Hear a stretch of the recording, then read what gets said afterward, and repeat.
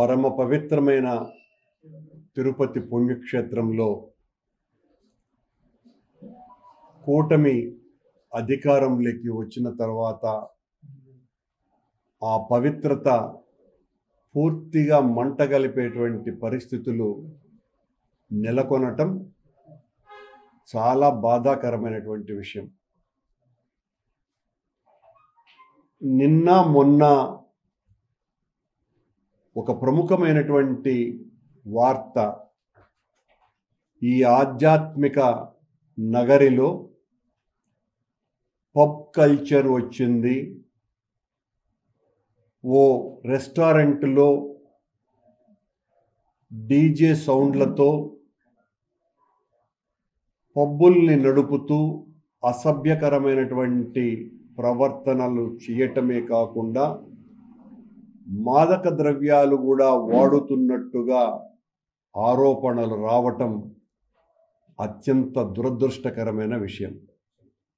దీని మీద నిఘా లేకపోవటము, అది చాలా పలుకుబడి కలిగినటువంటి వ్యక్తులది అవ్వటము, కూటమికి అనుకూలమైనటువంటి వ్యక్తులది అవ్వటం మూలంగానేమో ఏమాత్రము కూడా పట్టించుకోకుండా పాత్రికేయ మిత్రులు వెలుగులేకి తెచ్చిన తరువాతనే దాని మీద పోలీసు అధికారులు కూడా స్పందించటం జరిగింది.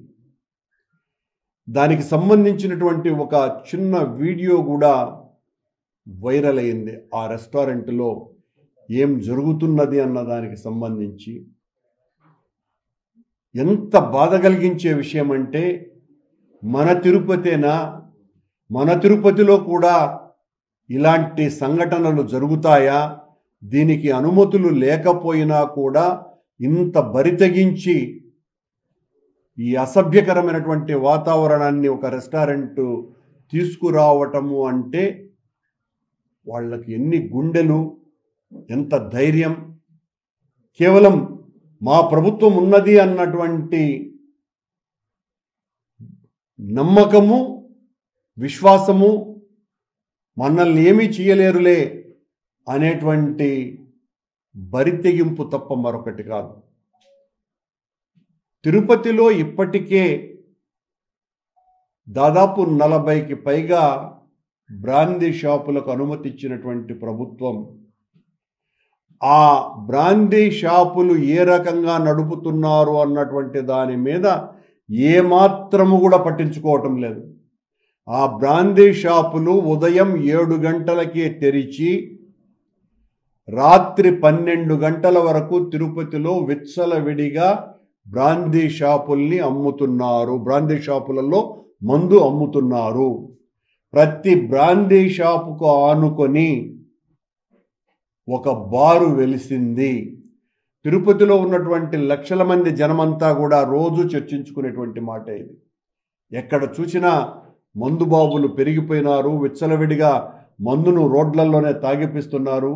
సన్నపాటి రేకులు వేసి తాగిస్తున్నా కూడా పోలీసు అధికారులు కానీ, ఎక్సైజ్ అధికారులు కానీ ఏమాత్రం కూడా పట్టించుకోవటం లేదు. కేవలం వాళ్లకు వచ్చేటువంటి లావాదేవీలను చూసుకుంటున్నారే తప్ప ఈ రకంగా ప్రజల మీద దండయాత్ర చేస్తున్నటువంటి ఈ మందు షాపుల యజమానులు చేస్తున్నటువంటి ఆగడాలు ఎవ్వరు కూడా ఏమాత్రము కూడా అధికారులు వాళ్ళ మీద నిఘా కాదు కదా, కనీసమైనటువంటి చర్యలు కూడా తీసుకున్నటువంటి పాపాన పోల.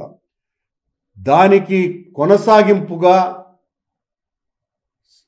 అమ్మవారైనటువంటి పద్మావతి అమ్మవారి తిరుచి దేవాలయంలో నీకు అతి దగ్గరగా ఉన్నటువంటి ప్రదేశంలో ఈ రెస్టారెంట్లో ఏ మహాతల్లి పద్మావతమ్మ కొలువై ఉన్నదో ఆ పద్మావతి ఆలయానికి చేరువలో ఉన్నటువంటి రెస్టారెంట్లో మహిళలతో అసభ్యకరమైనటువంటి నృత్యాలు చేయిస్తూ పబ్ కల్చర్ని ప్రవేశపెట్టటము అంటే ఇంకా దాన్ని ఏమనాలనో కూడా అర్థం కావటం లేదు. ఈ రెస్టారెంట్ ఓ పేరుగాంచిన అవినీతి అధికారి, చాలా నీచుడని అందరూ అనుకునేటువంటి ఓ టౌన్ ప్లానింగ్ అధికారికి సంబంధించిన కుటుంబానిది అనేటువంటి ఆరోపణ కూడా ఉన్నది. ఆ అవినీతి అధికారి ఆ అవినీతి సొమ్ముతో కోట్ల రూపాయలతో ఆ రెస్టారెంట్ను తెరిచినాడు అని తిరుపతిలో అందరూ అనుకుంటున్నటువంటి మాట.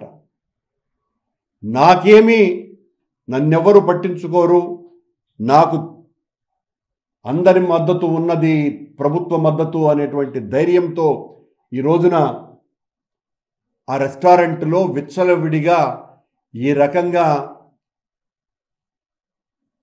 మత్తు పదార్థాలతో విన్యాసాలు చేయిస్తున్నారు అంటే తిరుపతి పట్టణం ఆధ్యాత్మికతను పనిగట్టుకొని కూటమి ప్రభుత్వం దిగజారుస్తున్నది. రోజు మాయమాటలు చెప్పేటువంటి చంద్రబాబు నాయుడు గారు తిరుపతి పవిత్రతను కాపాడుతాను అని చెబుతున్నటువంటి ముఖ్యమంత్రి గారు, మీరు ప్రత్యేకమైనటువంటి దృష్టి సారిస్తున్నారా లేదా మీరే నేను ఇట్లా మాటలు చెప్తూ ఉంటాను, మీ పటికి తమ్ముళ్ళు మీరు పనిగానించుకోండి అని ఆదేశాలు ఇస్తున్నారో మాకు అర్థం కావటంలే. తిరుపతి పరిస్థితి ఇది. తిరుపతిలో ప్రతి బ్రాందీ షాపుకు ఆనుకొని ఒక చిన్న సైజు బారు వెలిసింది. రోడ్లల్లోనే విచ్చలవిడిగా తాగిపిస్తున్నారు. ఉదయం నిబంధనలకు వ్యతిరేకంగా ఉదయం 7 గంటల నుంచి రాత్రి 12 గంటల వరకు బ్రాందీ షాపులు తెరుచుకొనే ఉన్నాయి. మీరు దీని మీద దాడికి పోలీసు అధికారులకి, ఎక్సైజ్ అధికారులకి అధికారం ఇవ్వాలా? మీరే నిమిత్త మాత్రంగా ఉన్నారు అన్నటువంటి మాట అధికారులలో కూడా అలసత్వానికి దారి తీస్తున్నది. వాళ్ళు ధైర్యంగా పని చేయలేకపోతున్నారు. వాళ్లకు పూర్తి అధికారాలు ఇచ్చి ఇలాంటి అసాంఘిక కార్యక్రమాల పట్ల చట్టానికి లోబడి వీళ్ళ మీద చర్యలు తీసుకోవాల్సినటువంటి అవసరం ఉన్నది. ఈ రెస్టారెంట్ మీద నిరంతరము కూడా రైడ్లు చేయవలసినటువంటి అవసరం ఉన్నది. లేకపోతే ఎందువల్లంటే ఈ రోజున చాలా స్పష్టంగా బయటపడినటువంటి విషయం ఇది. పత్రికల్లో కూడా ప్రముఖంగా వచ్చింది, అన్ని సోషల్ మీడియాలలోనూ, ప్రముఖ ప్రసార మాధ్యమాలలోనూ, టీవీలలో కూడా ఈ వార్త ప్రచురితమైంది, అంటే ప్రసారమైంది. దీన్ని ఉపేక్షించకూడదు. ఎవరో ఆరోపణ చేశారు, తప్పుడు ఆరోపణ అని వదిలేసి ఆరోపణ చేసినటువంటి ఛానళ్ల మీద లేకపోతే వ్యక్తుల మీద చర్యలు తీసుకోవటం కాదు. అరే ఇలాంటి పరిస్థితి వచ్చింది, దీని మీద చాలా తీవ్రంగా మనం ఉండాలి, తీవ్రంగా ఉండకపోతే మరింత చెడ్డ పేరు వస్తుంది ప్రభుత్వానికి, అధికారులంగా మాకు అనని అధికారులు మరింత సీరియస్గా ఈ అంశాన్ని తీసుకోవాల్సిన అవసరం ఉన్నది. తిరుపతి ఆధ్యాత్మిక తను కాపాడాల్సినటువంటి బాధ్యత పౌరులుగా మా మీద ఉన్నది, ప్రజలందరి మీద ఉన్నది. మేము కూడా ప్రత్యేకంగా ఆ రెస్టారెంట్ మీద జరుగుతున్నటువంటి దీని మీద నిఘా పెడతాం. మరొకసారి ఇలాంటిది పునరావృతమైతే నిన్నటి జరిగిన దాని మీద కూడా విచారణ జరిపించవలసినటువంటి బాధ్యత కూడా పోలీసు అధికారుల మీద, ఎక్సైజ్ అధికారుల మీద ఉన్నది. ఏదో నిన్ననో మొన్ననో జరిగినటువంటి విషయం పేపర్లోకి వచ్చింది, కానీ ఇలాంటివి చాలాసార్లు ఆ రెస్టారెంట్లో జరిగినాయి అన్నటువంటిది ఆరోపణ. ఆ ఆరోపణను నిగ్గుదేల్చవలసినటువంటి బాధ్యత కూడా అధికారుల మీద ఉన్నది. పవిత్రతను కాపాడాలా అని ఘోషించేటువంటి ముఖ్యమంత్రి చంద్రబాబు నాయుడు గారు మరింతగా దీని మీద శ్రద్ధ వహించాల్సినటువంటి పని ఉన్నది. మీ కూటమి పాలన ఏ రకంగా ఉంది, బ్రాందీ షాపుల వ్యవహారం ఏ రకంగా ఉన్నదేనని మీ పార్టీకే సంబంధించినటువంటి ఒక శాసనసభ్యుడు నిన్న కొల్లిపర శ్రీనివాసరావు గారని వాళ్ళ నియోజకవర్గంలో 4 బ్రాందీ షాపులు ఉంటే 40 బెల్ట్ షాపులు ఉన్నాయనని ఆ శాసనసభ్యుడే నేరుగా బయటికి వచ్చి ప్రదర్శిస్తున్నారు, ఇది బెల్ట్ షాపు అని. అంటే ఎంత దారుణంగా ఉన్నది మీ పాలనలో.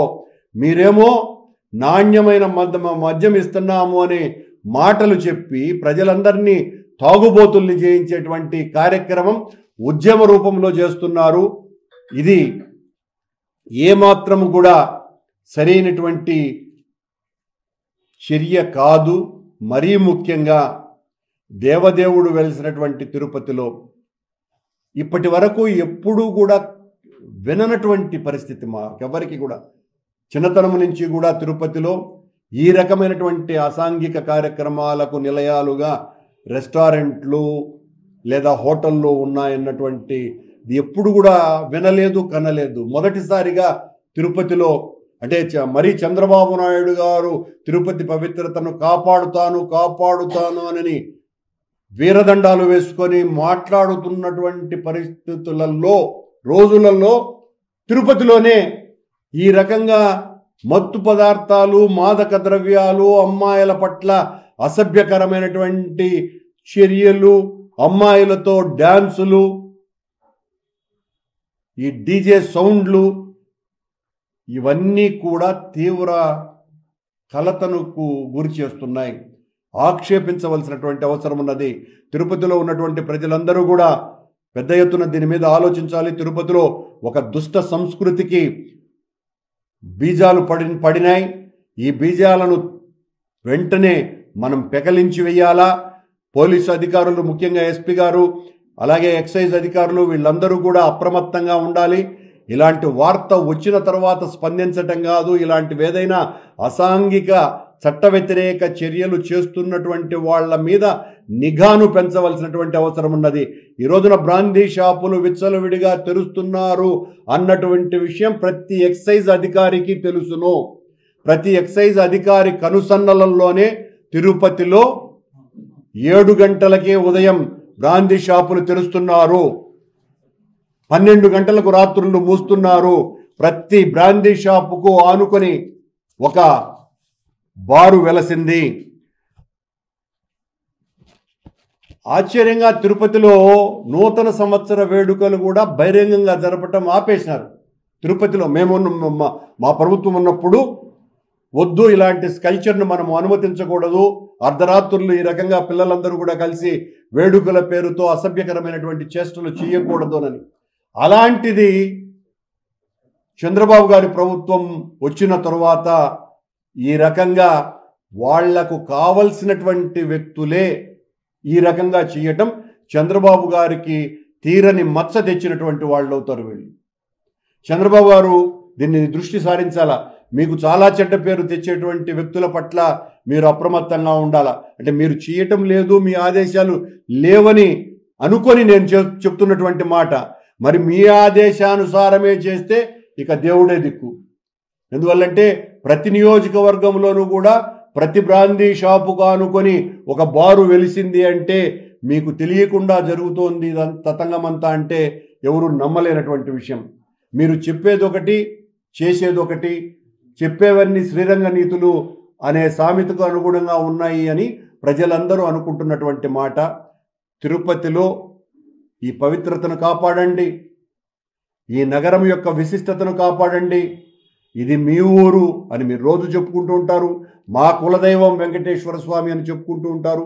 మీ ఊరిలో వెలసిన వెంకటేశ్వర స్వామి ఆలయ పవిత్రతను, అమ్మవారి పవిత్రతను కాపాడుకోవాల్సినటువంటి బాధ్యత మీ మీద, మొట్టమొదట మీ మీద ఉన్నది. ఎందువల్లంటే ఈ రాష్ట్ర ప్రథమ వ్యక్తి మీరు. అధికారం అంతా కూడా మీ చేతుల్లో ఉంది. మీరు కన్ను తెరిస్తే ఈ షాపులన్నీ కూడా చట్ట ప్రకారం ఏ సమయానికి తెరుచుకోవాలనో ఆ సమయానికి తెరుచుకుంటాయి, ఏ సమయానికి మూసేయాలనో ఆ సమయానికి మూసుకొని ఉంటాయి. కానీ ఆశ్చర్యంగా వాటిల తలుపులు తెరిచారు, మీరు కన్నులు మూశారు. మీరు కన్నులు మూయటం కారణంగానే ఈ బ్రాందీ షాపులు, మాదక ద్రవ్యాలు అమ్మేటువంటి రెస్టారెంట్ల తలుపులు, బార్లా తెరుచుకొని ఈ రకంగా అశ్లీల, చట్ట వ్యతిరేక, విశృంఖల కార్యక్రమాలన్నీ కూడా పవిత్రమైన నగరంలో జరుగుతున్నాయి. దీనికి వ్యతిరేకంగా వైఎస్ఆర్ కాంగ్రెస్ పార్టీ ఖచ్చితంగా ఒక ఉద్యమ రూపం తీసుకుంటుంది అని హెచ్చరిస్తున్నాం. ఖచ్చితంగా పవన్ కళ్యాణ్ గారు సమాధానం చెప్పాలి. మీరు కూటమి అధికారంలోకి రాకముందు తిరుపతిలో ఇచ్చినటువంటి వాగ్దానానికి భిన్నంగా తిరుపతిలో పరిస్థితులు ఉన్నాయి. మీరు ఆ రోజున మా మీద ఏదైతే ఆరోపణలు చేశారో ఆ ఆరోపణలకు 100 రెట్లు ఎక్కువగా కూటమి పాలనలో అన్యాయాలు జరుగుతున్నా కూడా మీ సనాతన ధర్మ పరిరక్షణకు నడుం బిగించినటువంటి నూతన పీఠాధిపతి వర్యులైనటువంటి మీరు స్పందించకపోతే మహాపరాధమవుతుంది, చాలా తప్పిదమవుతుంది, సనాతన ధర్మానికే విఘాతం కలుగుతుంది. కనుక మీరు వెంటనే మీ దండాన్ని బయటికి తీయవలసినటువంటి అవసరం ఉన్నదనని పవన్ కళ్యాణ్ గారిని కూడా విజ్ఞప్తి చేస్తున్నాం. కూటమి ప్రభుత్వం యొక్క అరాచకాలు మామూలుగా లేవు. ఈ రోజున రోజా గారు ప్రాతినిధ్యం వహించిన నగిరి నియోజకవర్గంలో దామరపాడు అనేటువంటి ఒక గ్రామంలో గణపతి శెట్టి అనేటువంటి ఒక ప్రముఖుని ఇల్లు, అది ఒక పల్లె. ఆ పల్లెలో వాళ్ళు వైఎస్ఆర్ కాంగ్రెస్ పార్టీకి మద్దతు ఇస్తున్నారని తెలుగుదేశం పార్టీకి సంబంధించినటువంటి నాయకుల ప్రోద్బలంతో పల్లెలో వాళ్ళింటి గడపను ఎంఆర్ఓ, ఎండిఓ, ఎంపీడీఓ అలాగే సిఐఈ వీళ్ళందరూ కలిసి వెళ్ళి ఆ ఇంటి గడప మీద ప్రతాపం చూపించినారు. చాలా తమాషగా అనిపిస్తూ ఉంది. మామూలుగా ఏదైనా కార్పొరేషన్లలో జరిగేటువంటి విషయము ఒక కుగ్రామంలో మరి నువ్వు తెలుగుదేశానికి మద్దతు ఇస్తావా అని రోజు ఆ సిఐ అతన్ని పిలిచి బెదిరిస్తున్నాడంట వాళ్ళ కొడుకుని. వైఎస్ఆర్సీపీకి మద్దతు ఇస్తావా అని బెదిరిస్తున్నాడంట. ఏమంటే నాకు పైన నుంచి ఆదేశాలు ఉన్నాయని. ఆ గడప కొట్టేయటం నాకెందుకు చాలా ఔలయ్యగా కనపడింది. ఏందిరా ఇది, ఏమన్నా తమాషగా ఉండదు ఇది? ఎవరైనా ఆ గడపలు కూడా కొడతారా?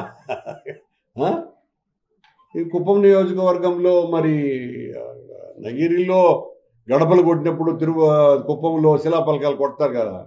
జగన్మోహన్ రెడ్డి గారిని జనం గుండెల్లో దాచుకున్నారు అన్నటువంటి దాని మీద జనం గుండెల్ని కూడా కొడతారు.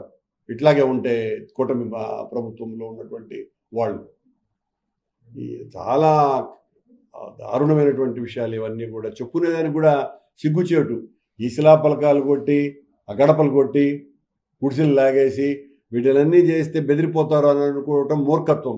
దీనివలన ఒకవేళ పొరపాటున దానికి సంబంధించినటువంటి వాళ్ళు ఎవరైనా ఒకరో ఇద్దరో ఆ సంబంధిత వ్యక్తులు భయపడొచ్చును, కానీ చుట్టూతో ఉన్నటువంటి వాళ్ళందరూ కూడా ఆ గ్రామము, నగరము, పట్టణము ఉన్న ప్రజలందరూ కూడా అసహించుకుంటారు. అసహించుకొని మీ ప్రభుత్వం మీద ఒక అభిప్రాయాన్ని ఏర్పరచుకుంటారు. మీ ప్రభుత్వాన్ని కూల్చడానికి కంకణం కట్టుకుంటారు. ప్రతీకార చర్యలు అనేటివి చాలా తప్పు.